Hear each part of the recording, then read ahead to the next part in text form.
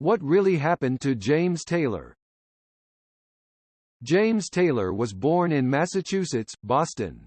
His father, Dr. Isaac M. Taylor, was a resident physician who came from a well-off family of Southern Scottish ancestry. His mother, Gertrude Woodward, was an aspiring opera singer. He had 3 brothers, Alex, Livingston, and Hugh, and 1 sister, Kate. His siblings all became musicians and recorded albums of their own. At the age of 3, James and his family moved to Chapel Hill, North Carolina when Dr. Taylor was appointed dean of the medical school at the University of North Carolina. He started attending a prep school called Milton Academy in 1963 where he met fellow guitarist from New York, Danny "Cooch" Korchmar. Both began listening to blues and folk music. He wrote his first song when he was just 14 years old and started performing at local coffeehouses with Korchmar, and formed a band with his brother Alex, called the Corsairs. He fell into a depression when he started applying for colleges and checked himself into McLean Hospital in Massachusetts in 1965, a stay that inspired many of his early songs. He moved to New York after being discharged.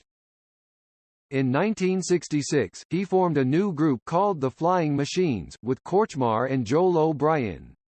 The band played some of Taylor's songs that he had written in the hospital like Knocking Round the Zoo, Don't Talk Now, and The Blues Is Just a Bad Dream. They released one single, Brighten Your Night with My Day, written by Taylor, but it did not do well and the band broke up in the spring of 1967.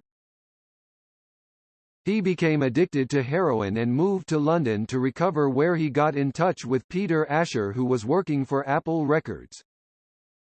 He released his debut solo album, James Taylor, in the UK in 1968 and in the US in 1969, but it did not do well.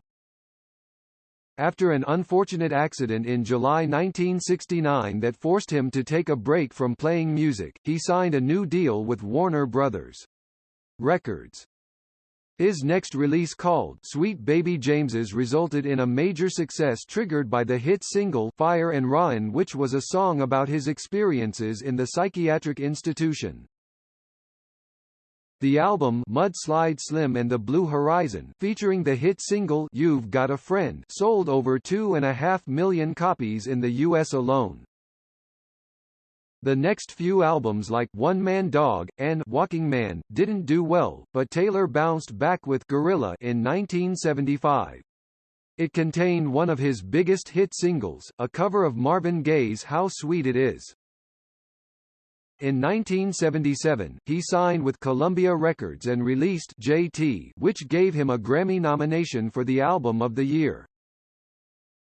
During the 1980s he became embroiled in several personal problems which kept him away from the musical scenario.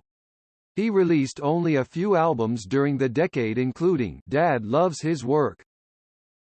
His career saw a resurgence in 1997 with the release of Hourglass. The album focused on his troubled past and received the best critical reviews in 2 decades. He released 2 albums during the new millennium, October Road and Covers, both of which reached number 4 in the U.S. Billboard 200. In March 2010, he commenced on the Troubadour reunion tour with Carole King and members of his original band, including Russ Kunkel, Leland Sklar, and Danny Korchmar.